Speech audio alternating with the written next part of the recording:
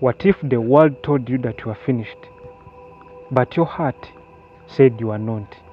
I'm John, the one telling you this unforgettable football story. At 38 years old, Emeka was called too slow, too old, and useless. Fans laughed, clubs rejected him. Even the media said his time was over.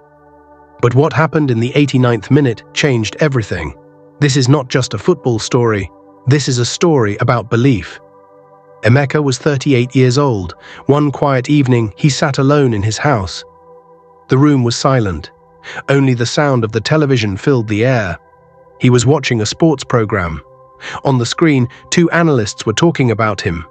One of them shook his head and said, "Emeka is finished. He cannot run like before. His time is over." The other man agreed. He should retire now before he embarrasses himself. Emeka did not move. He did not change the channel. He just stared at the screen. His name was being spoken like he was no longer important. After the program ended, he picked up his phone. He opened social media.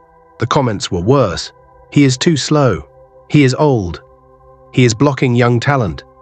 Why doesn't he just go home? Each word felt heavy. It felt like people were slowly pushing him out of the game he loved. A few days later, his club called him for a meeting. He entered the manager's office. The walls had pictures of old victories. Some of those victories had Emeka in them. But now the manager spoke with a soft voice. "Emeka, we respect what you have done for this club, but we believe it is time to move forward. We will not renew your contract." That sentence ended everything. No anger, no fight, just silence. That evening, Emeka walked through the stadium tunnel alone. The lights were low, the seats were empty. This same tunnel once heard thousands of fans shouting his name. Now only his footsteps echoed. He touched the wall gently. For the first time in many years, he felt unwanted. But deep inside him, something small was still alive. A small fire. And it refused to go out. There was a time when Emeka was the strongest striker in the league. When he entered the stadium, fans stood up. When he touched the ball, people leaned forward. When he scored, the stadium shook. Children copied his celebration in the streets. He scored important goals in finals. He lifted trophies. He was called the Lion. Newspapers wrote about him every week, but football is fast, very fast. New players came, younger players, faster players. Slowly, his playing time reduced. One injury here, one missed chance there. The headlines began to change. Emeka misses easy chance. Is age catching up with Emeka? Fans who once praised him now complained. They forgot the goals he scored for them. They forgot the trophies. Football can love you today and forget you tomorrow. Emeka did not suddenly become bad. His body was just not 25 anymore. But his heart? His heart was still strong. And that is what people could not see. Weeks passed, no calls from big clubs. His agent tried calling different teams. Nothing. Silence. Then one afternoon, his phone rang. It was Rivergate FC, a small club, a struggling club, a team fighting to avoid relegation. They did not have big money. They did not have big stars. Their offer was small. Very small compared to what Emeka used to earn. When the news broke, reporters laughed. At 38? Rivergate is desperate. This is a retirement move. But Emeka did not care about their words. He looked at the contract carefully. This was not about money. This was about dignity. He asked himself one question. Do I still love football? The answer was yes. He signed the contract, not to prove the world wrong, but to prove to himself that he was not finished yet. On his first day at Rivergate FC, the training ground looked simple. No luxury, no big cameras. Most of the players were young, strong, fast, full of energy. They looked at Emeka with mixed feelings. Some respected him, some doubted him. In training, the young players ran fast during drills. Emeka tried to keep up. His breathing was heavier, his legs felt stiff. He noticed the whispers. Can he still score? Maybe he is just here for experience. But Emeka did not answer with words. He answered with action. He came to training before everyone else. He stretched carefully. He worked on his finishing. After training ended, he stayed back. He practiced headers. He practiced positioning. Slowly, the younger players started noticing. He was not the fastest anymore, but he was the smartest. He knew where the ball would fall before it arrived. He knew when to move and when to wait. And slowly, respect began to grow. His first match for Rivergate arrived. The stadium was not full, but the tension was strong. In the second half, the ball fell perfectly to him inside the box. It was a clear chance, the kind of chance he used to score easily. He shot. The ball went wide. The crowd groaned loudly. He placed his hands on his head. Online, the insults returned immediately. Old legs. He cannot finish anymore.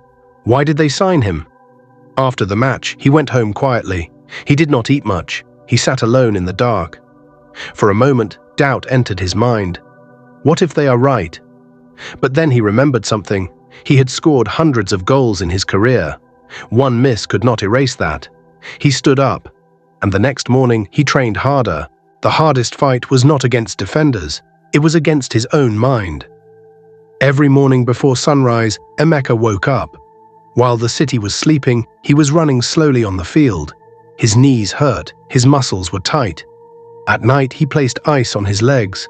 His wife watched him one evening and asked gently, "Why are you still pushing yourself like this?" He answered softly, "Because I know I still have something to give." There were nights he felt tired. There were moments he almost said, "Enough." But something inside him refused to stop. He did not want his story to end with people laughing. He wanted it to end with respect.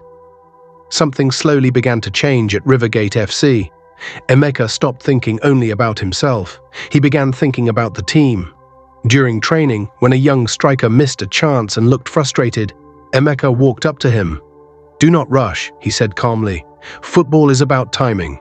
Wait, then move." He showed them small tricks: how to watch the defender's feet, how to protect the ball with the body, how to stay calm inside the box. In the dressing room before matches, he spoke quietly but clearly. "We are not weak, we are not small. We fight together." The younger players started listening. They began to trust him. Even the coach started using him differently. Sometimes he did not start matches. But when he entered, the team looked more organized. They started winning small games. One goal here, one strong draw there. The team was still near relegation, but something powerful was growing. Belief. And Emeka was the center of that belief. For the first time since joining Rivergate, he felt useful again. Not because he scored many goals, but because he lifted the team's spirit. The season was almost over. Only one match remained. Rivergate FC needed a win to survive. If they lost, they would drop to a lower division. Players would lose contracts. The club would lose money. Dreams would break. The stadium was full that day. More fans came than usual. They were nervous. They were afraid. Before the match started, the commentator said, "Today might be Emeka's last match as a professional player." In the dressing room, the players sat quietly. The coach looked at Emeka. "You will start on the bench," he said softly. Some players looked surprised, but Emeka simply nodded. He did not argue. He did not complain. He knew this was not about pride. It was about timing. The match began. Rivergate scored first. Then the opponent equalized, 1-1. Time kept moving. Minutes passed like hours. In the 81st minute, the coach looked at Emeka. "Warm up." Emeka stood up slowly. He removed his training jacket. The crowd noticed him near the touchline. Some clapped. Some held their breath. He was about to enter the field. The clock showed 88 minutes.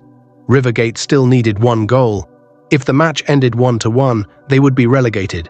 Emeka stepped onto the pitch. His heart was beating fast. His legs felt heavy, but his mind was calm.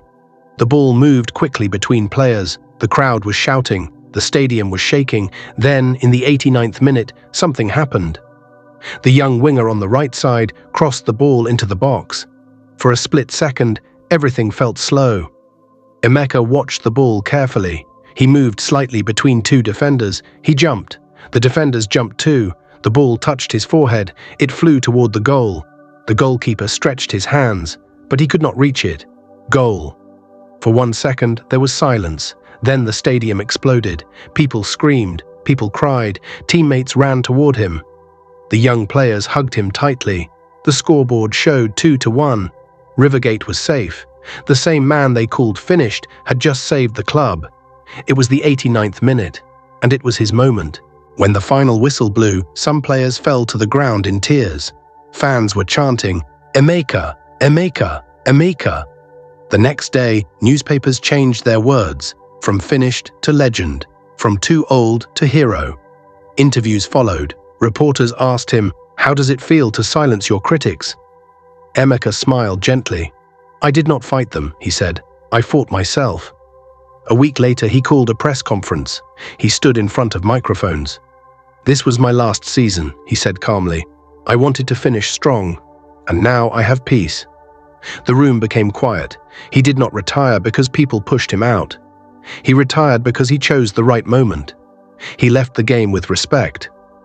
Emeka proved something simple but powerful. Age does not decide your value. People's words do not decide your future. One bad moment does not define your whole life. You are only finished when you stop believing. And sometimes the loudest roar comes at the very end. They said he was too old, but they forgot something. Experience cannot be replaced, heart cannot be measured, and belief cannot be destroyed. Emeka did not fight the world, he fought himself, and he won. If this story inspired you, leave a comment saying, "I am not finished." Subscribe for more stories that remind you how strong you really are.